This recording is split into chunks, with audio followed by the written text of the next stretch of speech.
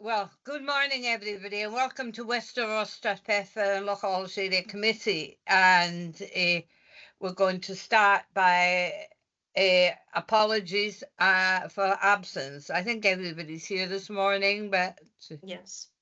yeah. And anybody got any declaration of interest they want to declare for the agenda?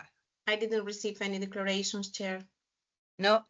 Oh, well, we'll go to Ben Liversedge.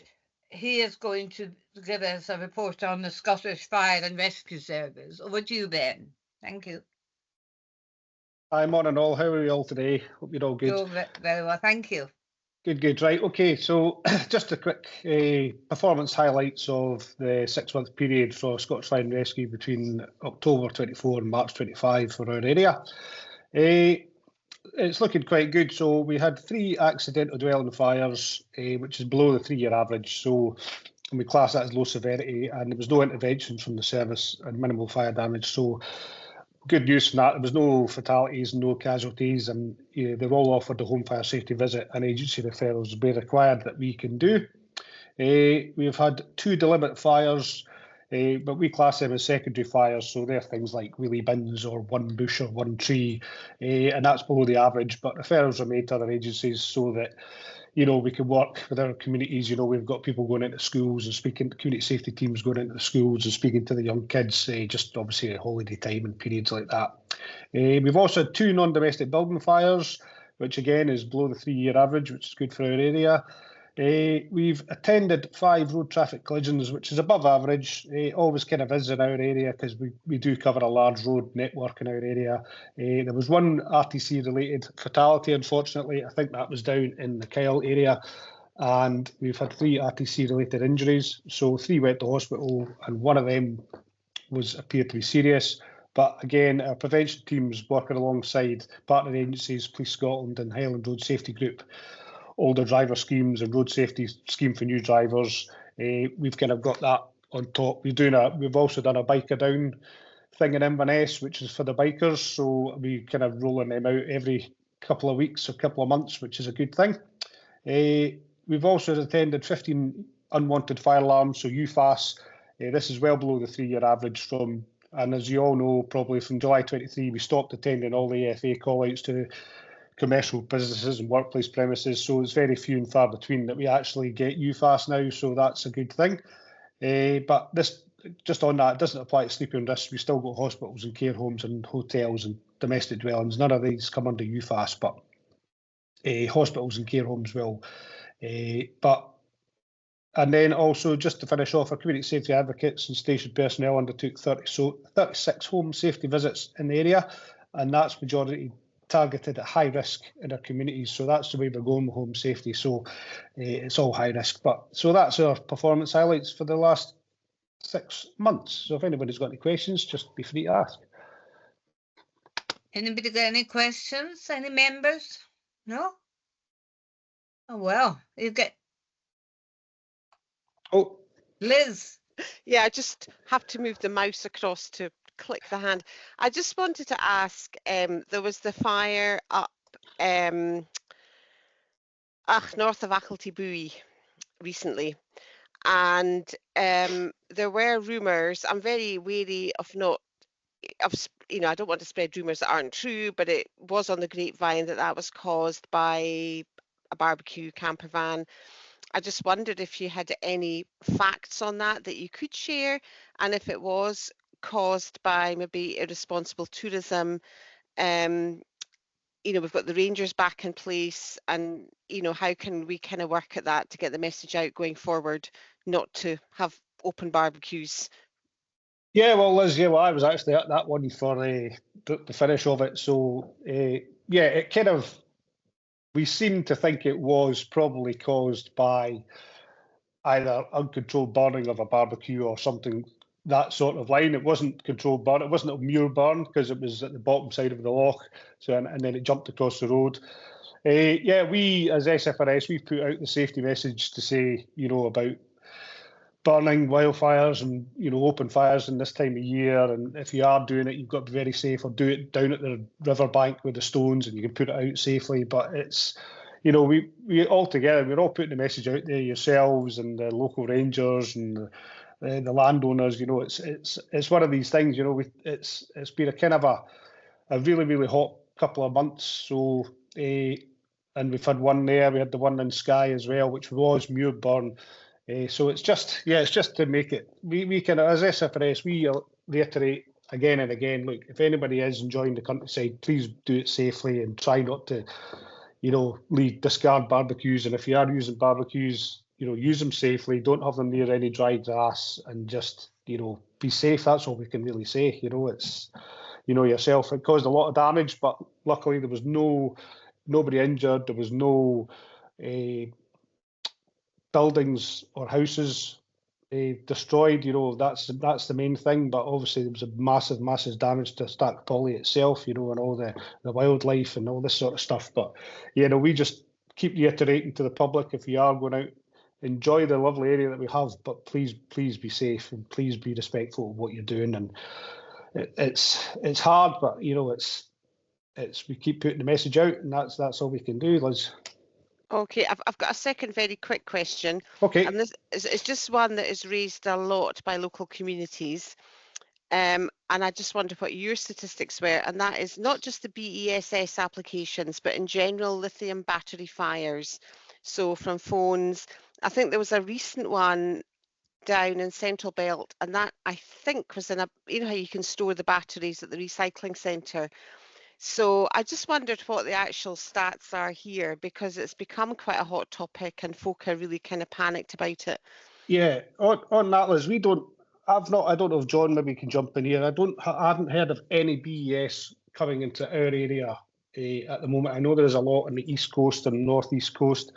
What I can do is, I don't have statistics of what they are. I know the one down in Glasgow was a fire at the same one. They had the fire earlier on, and then there was a lot of, I think the business had gone into receivership, and the fire safety measures that meant to be put in place weren't put in place. So that was kind of the cause there, or assisted with the cause. John could maybe help with that one, because he's fire safety background knowledge. But we don't have any, as far as I know, I don't have any up in our area. What I can do is I can attach the NFCC BESS PDF that they've got from the National Fire Chiefs Council, which gives advice on BES policy that the services do. We go and visit them when they're getting set up to make sure that they've got fire safety precautions in place and they're all bundled. But apart from that, the SFRS aren't really involved in the whole where they are and how much they're storing. We just go and inspect it afterwards. But I think John could maybe say stuff on that as well. But that's about it. I see Chris with his hand up. Yeah, Chris, I didn't know if John was going to come back in on that one. No? I was just going to echo what Ben was saying there. We don't have a great deal up here. I've recently just moved up into the area, so I don't know a great deal about that at this point in time. As Ben says, I do work in fire safety enforcement, or have done, down in the east over in Fife, and we were starting to get quite a few of the best plants getting asked for us to go and assist with that as well. But we can sort of have a look over that and see what else is coming up in here. I know it's a hot topic throughout Scotland at this point in time anyway, and especially as you said there, Liz, about the one which happened down in the Central Belt recently, as a hot topic which we are obviously on top of. So thank you, John. Thank you. Chris,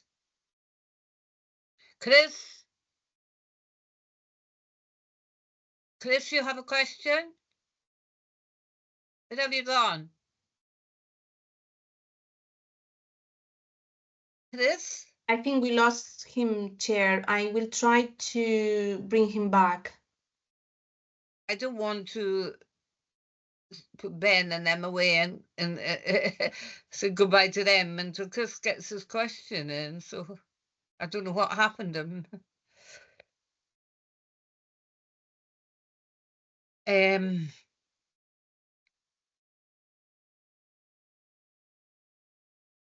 Ben sent a file. It's coming up in our chat. So that, Yeah, thank you, I just Ben. sent that file. That's an NFCC, so that's their guidance on the BES. So it is a bit of a long read, but as John said there, the more we kind of find out, for if anything comes up in the area, we can certainly have a discussion. But certainly we will keep an eye on things. We do get a lot of questions about it, but as I said before, we don't really have any authority on them. It's just that we make sure that they're as safe as they can be when we do the inspections. So, yeah. Well, I don't want to wait indefinitely because our roads team are waiting, and Margaret, the housing that was next, Margaret Ross can't be with us yet, so we'll move on to the area capital roads. But I don't know how long Chris is going to be. It's very difficult to know. I'm sure he can email the fire and rescue service for the a question. So we'll let you go, Ben, because you can't be held up. Yeah, that's great. Thanks very much. Thank you, and later. Bye. John. Thank you. John too. Thank you. Goodbye. So here's our favourite duo. Good morning, councillors. Ian and Andy. Good morning. Good morning. Welcome. Thank you. Welcome. Thank you. What we have here, councillors, are two reports on the capital programme 23-24 and the subsequent report 24-25. When I bring my capital programme to the committee for approval, councillors approve it, but between approving the capital programme and the end of the financial year, there's quite often changes. Luckily, mostly additions as opposed to deferrals. And what I really need to do is to bring these in a summarised form to you so that you can note the context. So in 23-24, we took the original programme to committee on the 20th of February 23. The local area capital budget allocation for Ross and Cromarty was 1.7 million. Splitting that up on the length of road gives us £883,000. Additionally, I was successful in getting 1.3 million of strategic money awarded to the area's roads, mostly the A890. So that gave a total capital budget of 2.14 million. The way we identify schemes, I mean, just to quickly refresh your memory, we have data which we collect from vehicles, sensors, etc. We do undertake safety inspections, service inspections, and crucially, we take input and feedback from yourselves and from the public. We try to look at the strategic nature of the road, recognising the amount of traffic that's on it. That gives you the best value in terms of the pounds spent on it. But we also recognise that you've got wee back roads that serves communities, and when they fail, it makes it really difficult for those residents. So we try to find that balance. Typically, work consists of either overlay, inlay, and surface dressing and patching. Overlay and inlay add strength to the road. Surface dressing extends whatever residual strength you have left. It extends that into the future, typically by sealing up any cracks. So on to, Councillor Campbell. Andy's putting up his hand. I don't know what's... I was just going to add, just for everyone's clarity, so inlay is when we rip out the old surface and replace it all, and overlay is when we just overlay the existing surface by adding more tar on. The inlay costs about £10 a square metre more, is more expensive. Sorry, Ian. Yeah. So, looking at the in the appendix, this shows you the schemes that were undertaken, and sorry, it Ian, also me again. You're not sharing, Ian. No, I know I'm not sharing, Andrew. In the appendix, it shows the schemes that were undertaken. But we're not seeing them. No, Is that- I've got them, that they're part of the agenda, I've And got them as well. and I've got them No. on a second screen. Is that what you're? Is it? Yeah, It should be in the committee report, councillors. I've got them. Yes. it is. Yeah. Yeah. So the appendix shows the schemes that were approved at the committee and their status, and all the schemes that were approved have been completed. And what we also have is the additional schemes, and I'll just quickly run through these. We had the U5346 Morlick. This was the loop road, I believe, the overlay. We had the work on the Rattigan Road, 834 at Jamestown to the Conson and the Farm Road. We undertook works there. The 832 Dundonald, Fane and Badcall, we had 2 sections of about, I think it was 500 metres each that we overlaid. We had Councillor Burt, I believe you passed on concerns about the golf course road in Strathpeffer, so we patched the top section of that. And then the strategic allocation money was spent on Lochalsh and the A832. We did phase 2 there.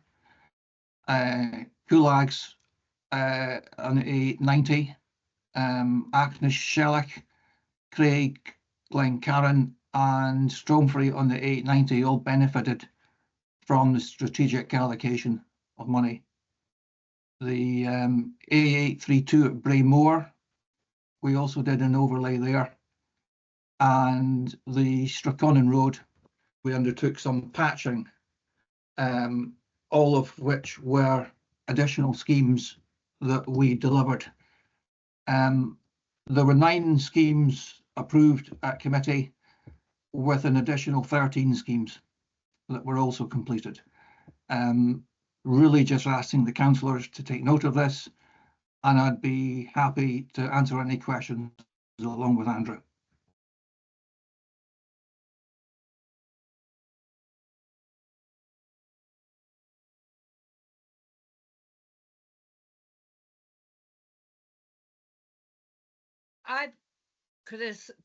I'll let Chris come in and then I'll come in.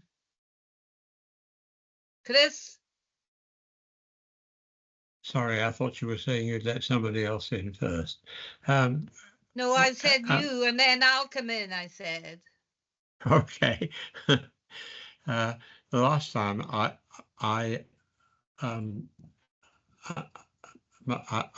opened up my microphone, it immediately shut itself off again. So I don't think you heard anything I said, but that's by the way, it's in the past.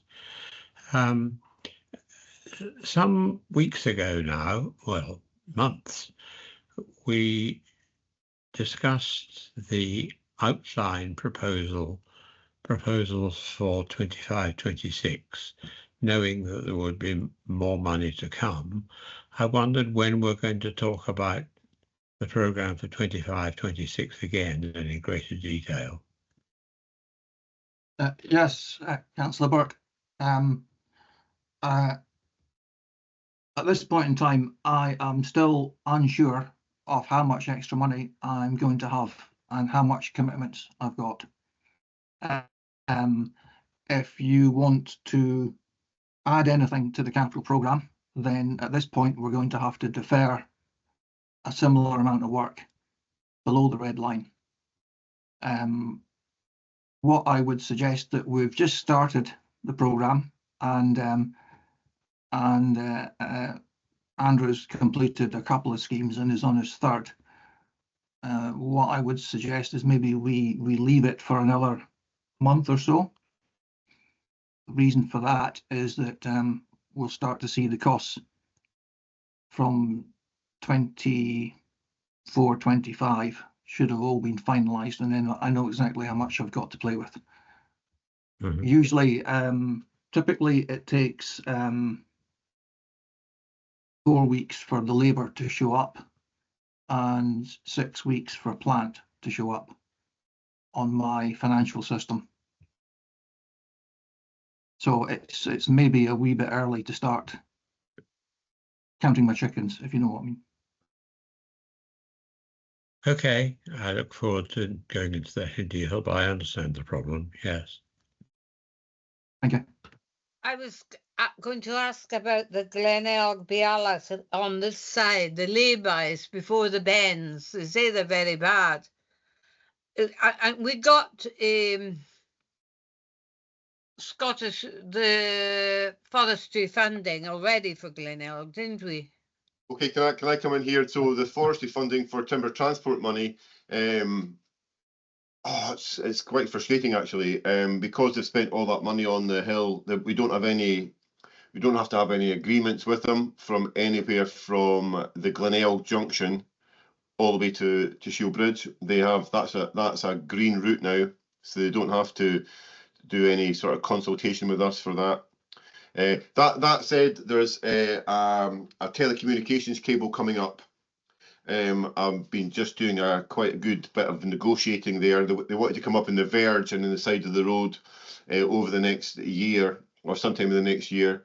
I negotiated that they need to put their equipment in the middle of the road, which is going to afford us a 4.8 kilometre overlay going over the Mamratigan, and that will be chipped in the preceding year after that. So we got a great gain out of that. We're on the hill just now doing delivering some of the capital scheme that you guys approved, and we are attending 1 or 2 of those corners, but we're not going to go too crazy because all that road is going to get overlaid, 40 mil overlay soon. So that's about all. Another bit that's bad, Andy, is near your home. Well, I don't want to be all like getting all the stuff right near my home. That's the last thing I need to do here. It's not nepotistic, but it was something along that line, isn't it? So listen, I would if I could, but my hands are tied. No, joking to one side, we did get that coal tar patched about 4 days ago or something. I was over on Saturday. I was over on the bypass on Saturday.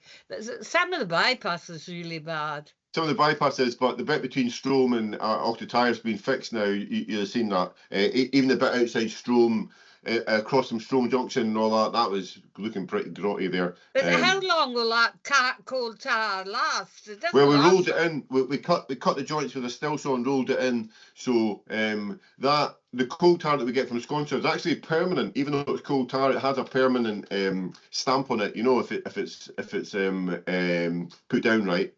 So I don't think we can hold back on the capital plan. I think we've got to get going as soon as.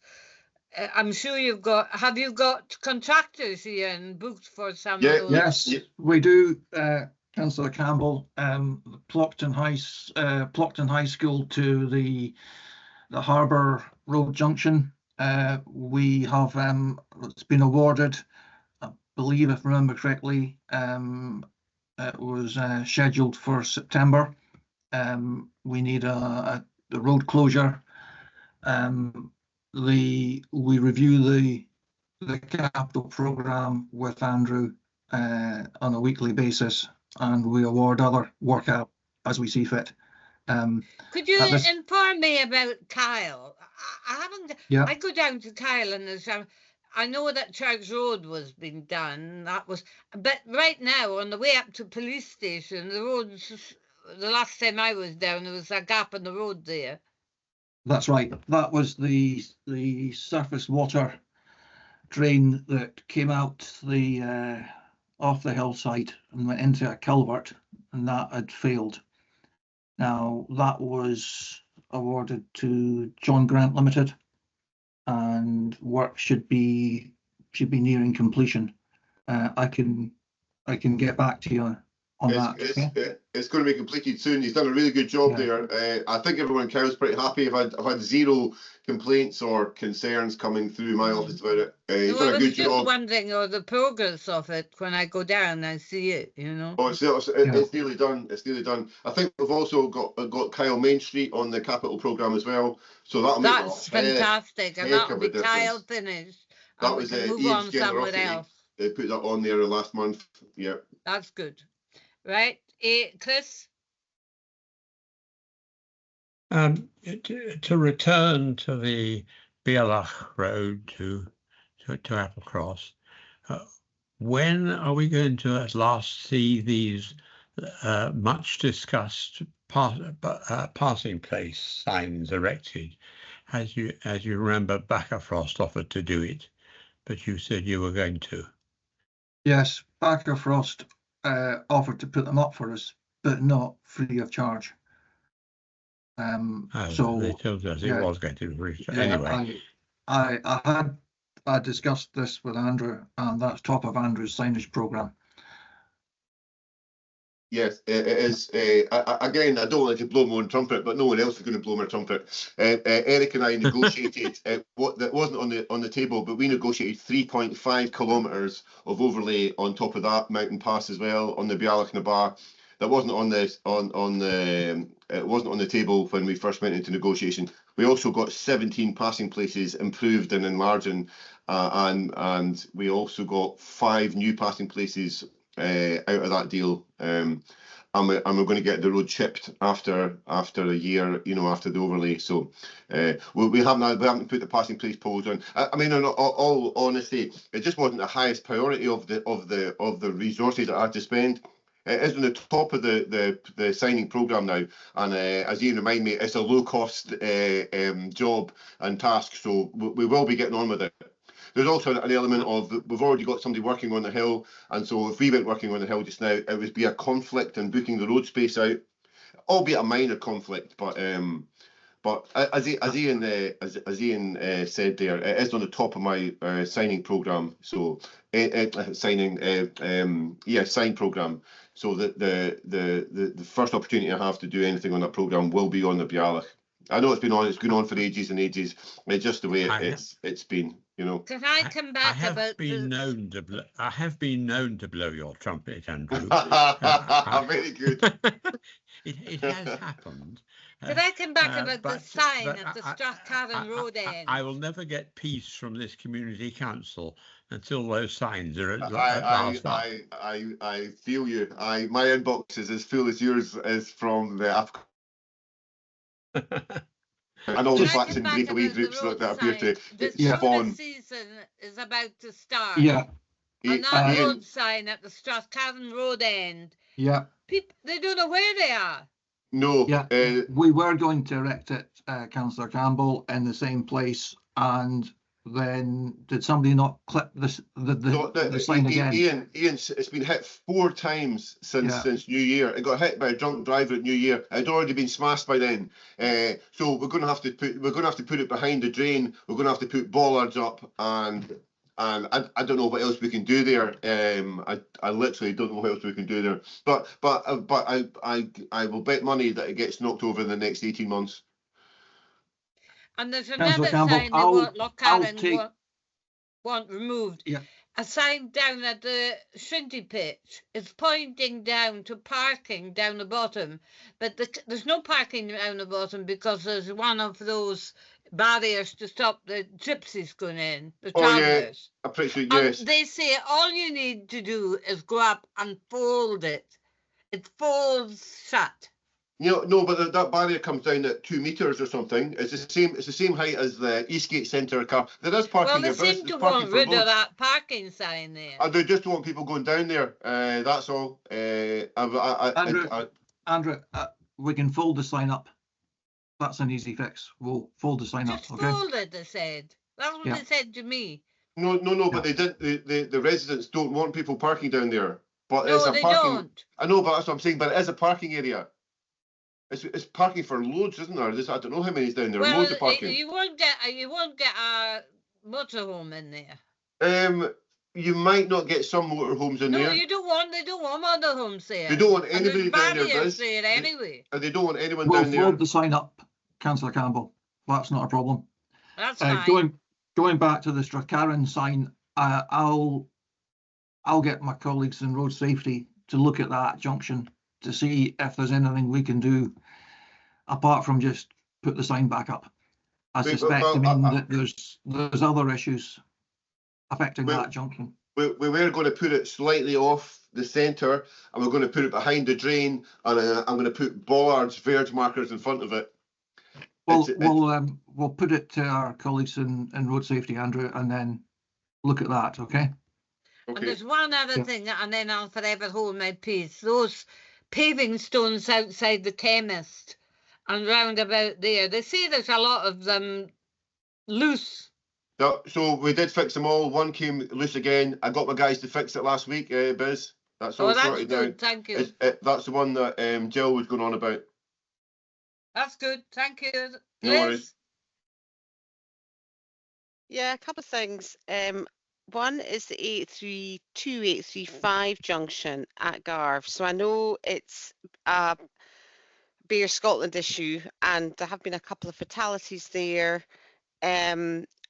Mainly, I think there's been a lot of dealings with the MSP and Beer Scotland, and they've been doing speed checks. However, it was raised by the Community Council that when you're coming down from the 835 onto the 832, that our lining is not very clear, and whether that could be improved any, or whether that's Beer Scotland, I don't know. But I'm talking about, so when you come down past Gorston, and then you've got the junction, somebody said the lining isn't clear. I've actually, whether they'll do it or not, but I think that Beer Scotland should extend the 40-mile-an-hour limit out past the junction.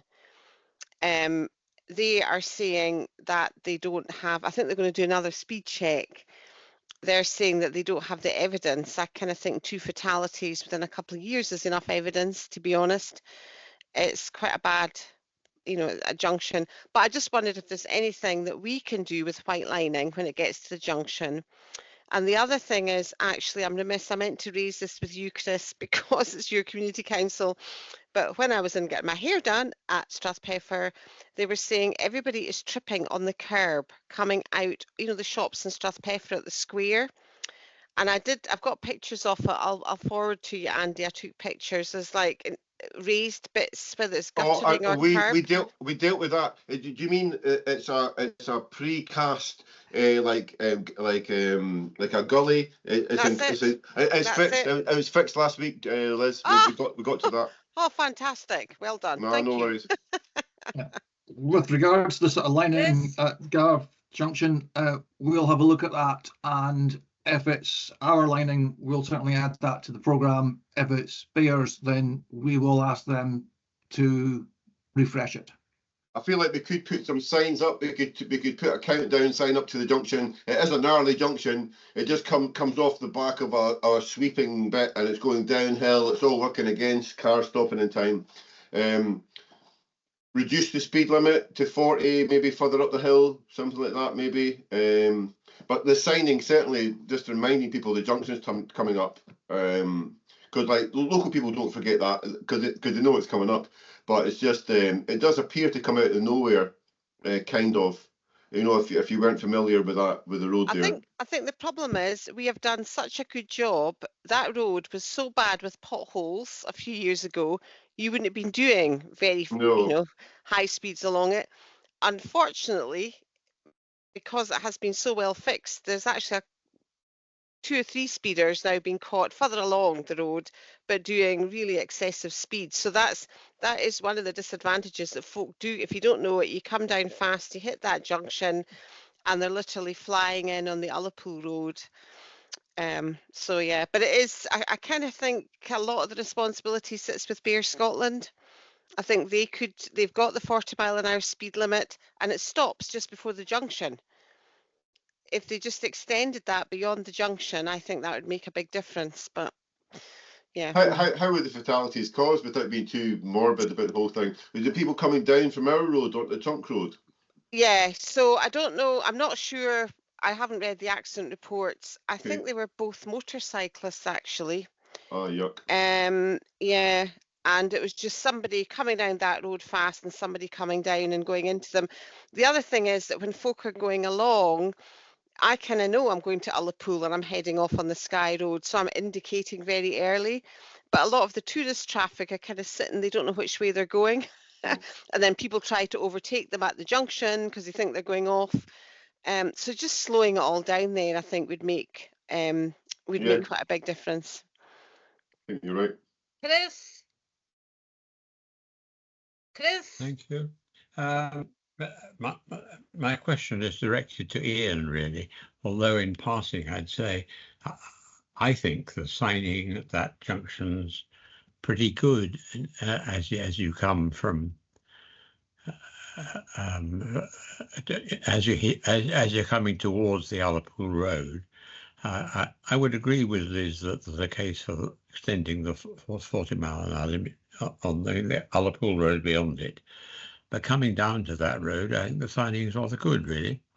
Anyway, what I was, my question really, Ian, you and I have had email communication about the desire in both Pooloo and Shield Egg to have 40-mile-an-hour speed limits, let's say, reviewed and hopefully reduced. And you suggested that this would take some time to achieve. What sort of time scale could you promise these villages? Certainly, Councillor Burt. I mean, can I maybe pull out my minutes of my traffic regulation order meeting, and I can send you an update with those on it. It may not give specific dates when it will be implemented, but you'll see which schemes have been pushed forward since we outsourced the legislation or for the traffic orders to my colleagues in road safety. We've seen a significant difference. Essentially, they have the resources available that we don't. So I can email you separately if that's okay. Yes, that's fine. I'm never quite clear where your responsibility ends and that of Lisa McKellar begins on these speed issues. Yes, it's Lisa does the 20s. Lisa pays for the 20s, and I pay for everything else. Now, Lisa's team has the resources, and they have they're promoting these orders every day. We maybe do one every 2 or 3 years. So they have the expertise that we have to relearn every time we do one. It makes much more sense to give them the work. So I'm essentially funding these any TTROs apart from the 20s. If that clarifies it. Yes, okay.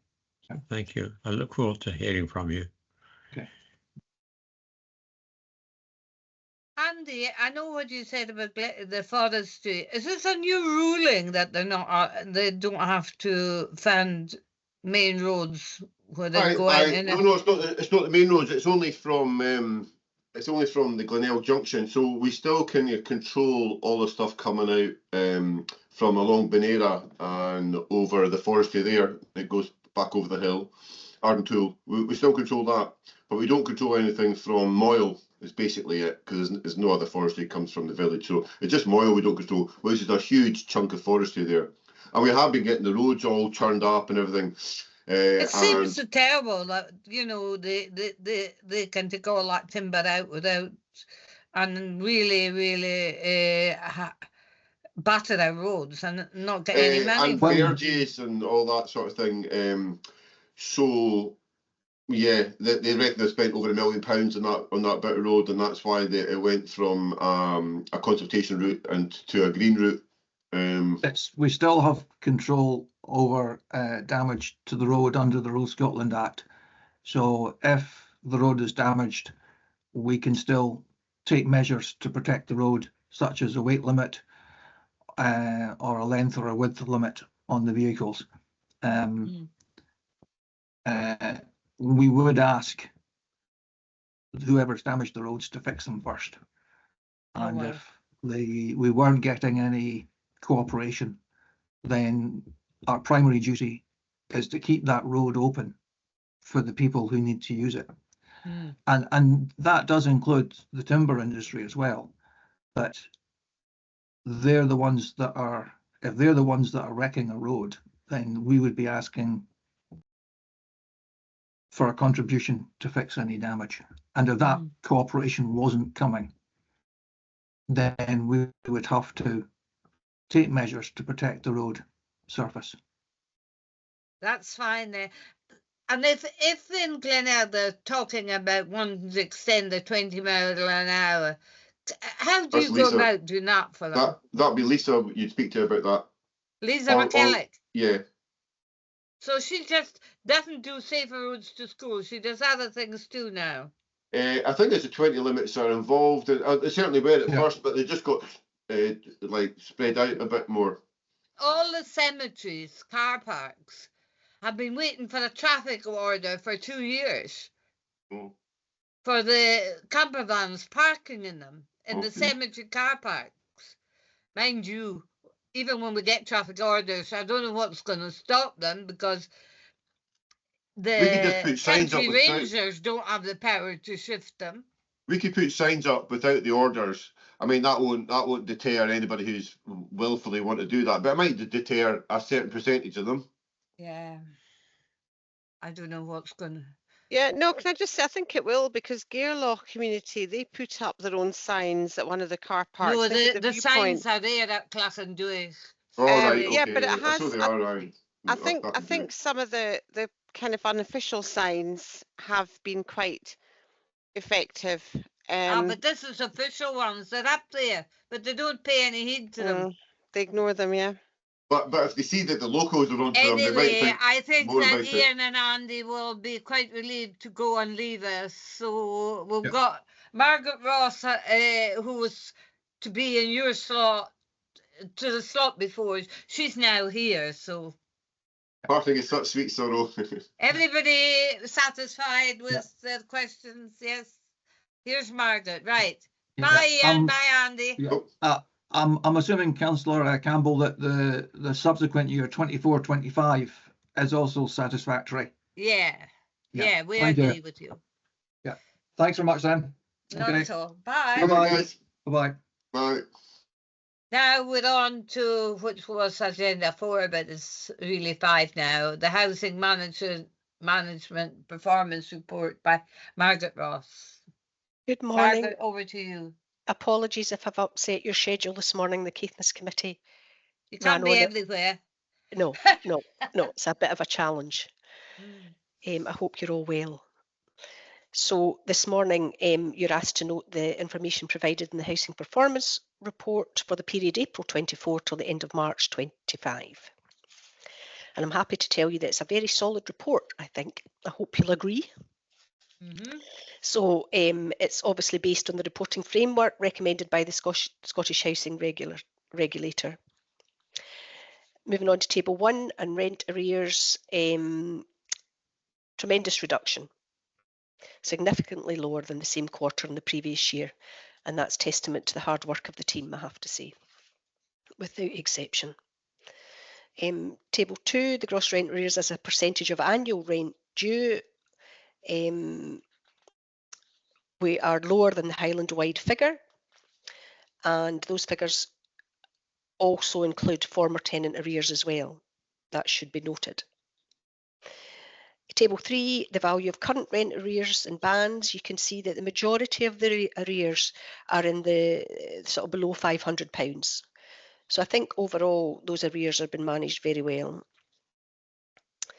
And you can see that what we have achieved has been achieved with very little progress to court, which is always a good sign. Table 4 bears that out. Moving on to antisocial behaviour, So table 5 shows the number of cases reported for the period and the percentage of cases that were resolved. That's going to change going forward, and we'll also get a note, which I think is a really good move, of the number of cases that remain open whilst we work on them, because some cases can be pretty complex. But I think it's true to say that the numbers in your ward are generally low. Homelessness, table 6. We have had a change of admin unit, and we have split off Wester Ross from period 1 onwards. So these figures exclude quarter 3 and 4 because we couldn't give you them. But we've analysed the system this morning, and there were 21 presentations over quarter 3 and 4 in Wester Ross, which is very consistent. Quarter 1 it was 10, quarter 2 12, so very consistent. And table 7 shows us time spent in temporary accommodation, and it's really stable and relatively low level. Table 8 gives you an interesting snapshot on homeless households and property types. The majority of those presentations from people with a 1-bed need. And then table 9 takes us on to allocations. And it's useful to note that 59% of all the lets for that period were to homeless households. And that concludes the report today, and I'm happy to take any questions.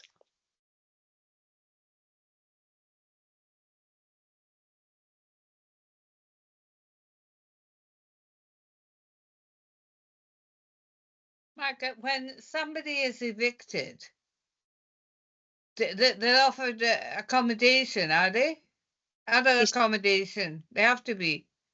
It depends on their circumstances. If they wish to approach the housing options team, if they wish to present as homeless, we will certainly take a homeless presentation from them. So what I mean, we get quite often people being told they have so much rent arrears, so they've been evicted. But well, it's a very rare occurrence in your ward. Pardon? It's a very rare occurrence in your ward. Well, that's good, that's good. But I have seen it in the past that those people get rehoused. We're in the business of keeping people in houses, I always feel. We don't want to be evicting anybody. And No. sometimes it's not until the point of maximum crisis, which may be an eviction, that you actually understand the challenges that some of these households have faced. So your perception of that case on a Monday may differ greatly from your perception after eviction on a Tuesday. Yeah. Chris? Thank you. Table 6, homeless presentations. What defines a presentation exactly? A presentation is when someone approaches our housing options service for a homeless service. So if you were going to come in today to see me and to say that you felt you were going to find yourself in a homeless situation, you would be a presentation. Yeah, I see. Yes, okay. Thank you. You're welcome. Liz? Yeah, yeah, thanks. I mean, it's actually a very encouraging report. And I think you nailed it. When you're dealing with somebody in a hopeless situation, that's all you see. So it's quite reassuring to zoom out and see the bigger picture. And you're aware of, your team have supported a couple of homeless people that I've been involved in, and it's just been so rewarding actually to see things work out. And also I have to say that the officers or your staff just, they have compassion, and that just means so much, and they care deeply, even if we're all, and that comes over. I've got one question. It's really a bit of advice, and I think Chris has raised this previously, but I'm never quite sure where to go or what to do with sort of antisocial behaviour issues that are raised with us. What's the best way that we can deal with that as members if these are raised with us? Well, you've two ways really. You could contact your local housing officer. Alternatively, we have an antisocial behaviour investigators generic email box, which you are more than welcome. I think I sent out an email recently giving you that address, but I can soon reiterate that to you. If you send an email in there, the antisocial behaviour investigator that picks that up will probably, in the first instance, pass it on to the relative housing officer, and we'll take it from there. If it becomes serious and persistent, we might well be back to speak to the antisocial behaviour investigators. But either way, something will happen if you do either of those things.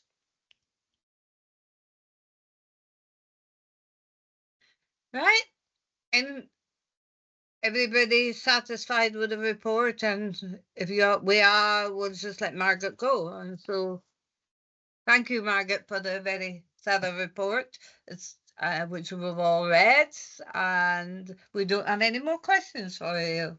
Excellent. Thank you. Bye. Thank you very much. Bye. Well, we're getting on quite well. Now we have the discretionary budget, which you'll have number 7, which we've awarded. Anybody got any comments on that? It's all, we've all approved them. They're there for you to see, no? Chris? Well, it's probably a bit premature to say this, but I see Remembrance Day wreaths are mentioned. When we have next year's or later this year's lot, Strathconan are very keen to have one, and I promised them that this next year I would try to get them one. So that's one more for the list. Well, I'm sure that the Lynn's here. I shall take a note of that. Will do, Chair. Lynn, Thank have you. they got to apply for the funding? I'm not sure, Chair. My apologies. I'm not clear on that process, but I shall find out and I'll report back to you. And I have a note of that request. Thank you, Councillor Burt. Thank you. Nobody else got any questions, no? And we've only one other thing to do in this meeting is to approve the minutes. Number 8. Yeah, The therefore the minutes of our meeting of Westeros on the 20th of... Happy to approve. Happy to approve, Chris? Yeah, well, we're all happy to approve. So that was a whirlwind meeting. And that's us finished our meeting for today. And I just have to say bye to everyone. So have a nice day.